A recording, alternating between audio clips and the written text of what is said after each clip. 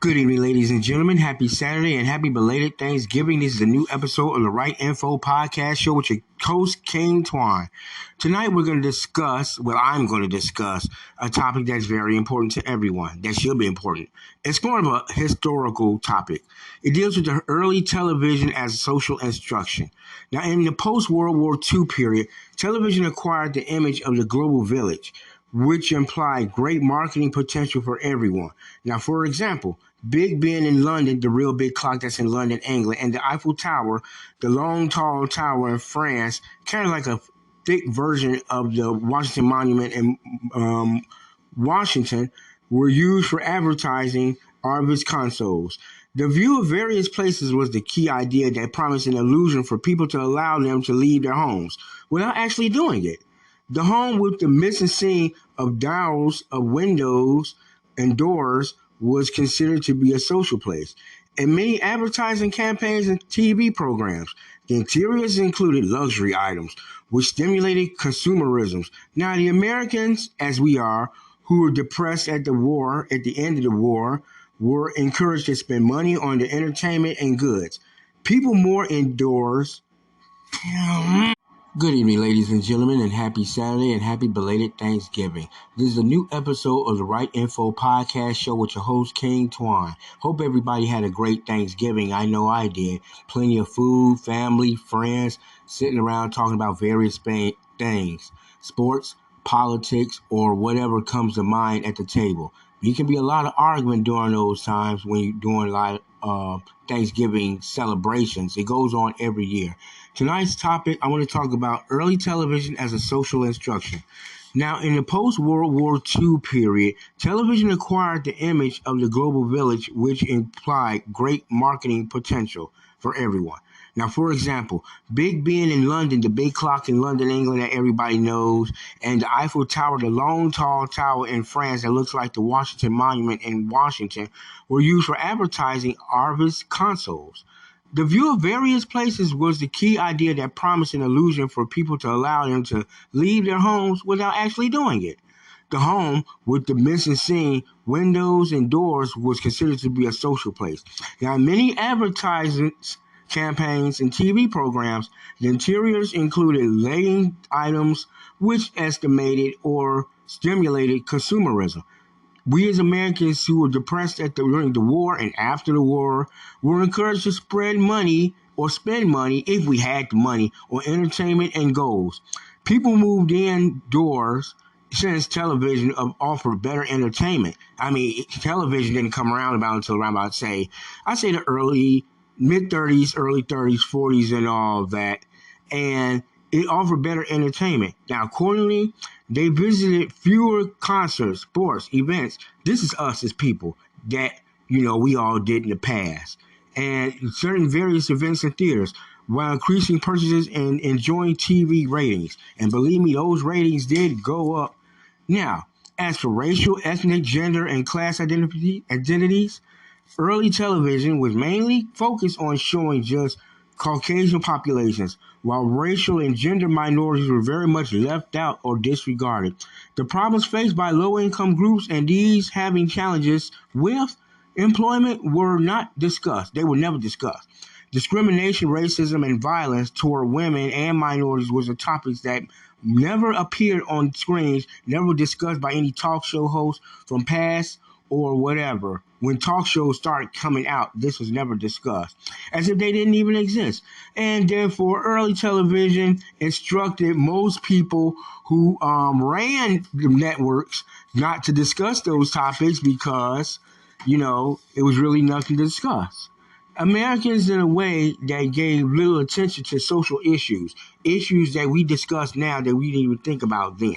Moreover, minorities started identifying themselves in accordance with the images set on television.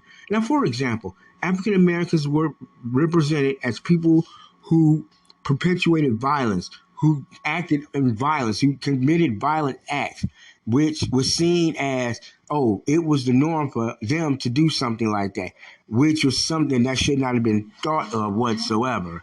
And seen as being, robbers or criminals or what kind of the whatnot, the no good.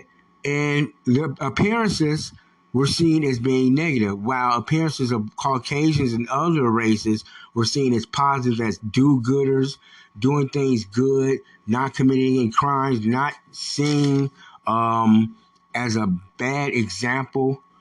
Thus, the historically disadvantaged position of African Americans was supplemented by double stigmas in television, in the early television age.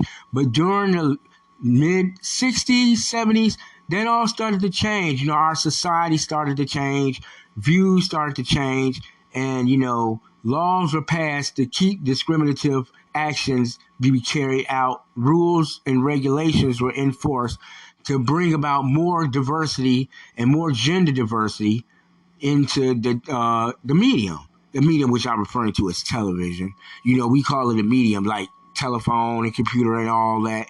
But besides that, a lot of things changed for that. And it was all done in a way in which everybody was be seen in a light, a positive light, not a negative light now. A light that, actor, actress, they're doing what they have to do to, entertain people, regardless of their color, creed, religion, orientation, or whatever. Long as it's the ratings, that's what the main network companies were looking at anyway. Ratings. They thought about race, but then they thought about ratings because ratings brought in money. Race didn't bring in money. They were looking at the ratings, but they felt that race was, it wouldn't be right to intermingle with it. But it has to intermingle because without one, you don't have the other. And without the other, you can't bring in any financial luck or any money, any revenue whatsoever. So, things changed. Television shows started being more creative. They started being more inclusive. They started being more diverse with directors, assistant directors, actors, actresses, background people who worked on plays, shows, movies, whatever you name it, that sort of thing. And things started getting better, even though we still have this little thing of problems as far as, not being diverse enough, even though there have been improvement, but there needs to be more improvements enough. So guidance had to be used. It had to be shown to show people that diversity is needed. Even in television, when television was created, many people didn't think that it would be bunch of ideas. It would just be one box just sitting in the front room with a glass in the middle. Like, what was the purpose of it? But then as soon as television started becoming more and more popular, people started buying televisions. They started getting them. They started not renting them, but buying them. If you can afford a television, then you can buy one, and your entertainment was really off the chain. Everybody started enjoying themselves. But then again, yes, television came, then social media started.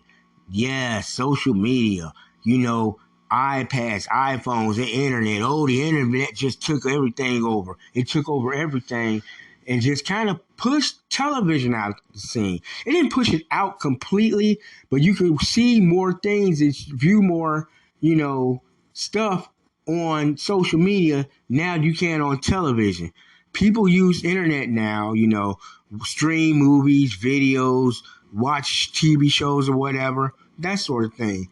Television is still good. It's been around for over like 70 something years, probably longer than that, longer than me or anybody on this earth right now has been around. Just kidding. But seriously though, it has. And what I'm saying is, even though we still have TV as a social medium now and internet has come in, getting rid of television wouldn't be such a good idea. We still keep televisions. We still have them, we have the big screen TVs now that we hang on a wall. Yeah, we got TVs that we can hang on a wall now. I mean, wow. I've never had a television that hung on a wall before. I'd be scared that it'd fall. Not only would I be scared to even put it up, but I just have the jitters just thinking about a big old TV, 50, 60 something inch TV suspended on a wall, and God forbid that it wouldn't fall on the floor. I'd go crazy. But yeah, I use a little bit of both TV and internet. I mix it up, I don't use one over the other. I use both equally. If I use one, I use the other. If I don't use the other one, I use the other one. That sort of thing. So I'm just saying, let's all enjoy television as it is. Even came out. If it wasn't for television, what would we be doing? Just be relying on radio. Yeah, radio is good, but television superseded radio. And that was like back in the 30s and stuff, a long time ago. Now we have this new, I won't call it new, this new thing, there everybody streams movies and TV shows and stuff on the internet, like Facebook, Instagram, Twitter, TikTok. Oh, everybody loves TikTok. I like TikTok too. It's fine. But, there's nothing wrong with dealing with television, having a television. I still watch TV shows sometimes, but not all the time. Excuse me, that's just a little alert, while I'm giving a recording. So just ignore that, ladies and gentlemen. But as I was saying, we love television. Enjoy it, embrace it. Embrace what became in the past, even though it seems to be whining a bit, but not whining all the way. But, enjoy it. Even though we can still enjoy social media, videos and stuff, still stream movies, it's good to have that sort of thing. And, with that being said, I just want to give you all a nice little touch on early television, on how it affected society and its effect on myself, of course. And I did watch a couple of football games on TV. I didn't stream them. I watched them on television, and they were pretty good. But even though I could have streamed them on the internet, but I just did the old-fashioned way, watching on television. So with that being said, I just wanted to give you all the full information about early television and the effects it has on a society then as it is now, and the possibility of it probably, who knows, improving it better in the future. And I wish you all, a happy Thanksgiving, even though Thanksgiving is over. A happy weekend, a happy Saturday night. I am ending this podcast on a positive note. Embrace the past. The past is good. Yes, we can't leave the past and focus on the future, but without the past, we wouldn't have no future. We would be doing what we're doing very much in the present right now. So embrace what we got then with what we have now. Maybe, just maybe, both of them will aid each other and leading us into a better future. And with that being said, this is the end of the Right Info Podcast Show with your host, King Twan. And I wish you all a very good night and hope everybody enjoyed their Thanksgiving. Bye-bye.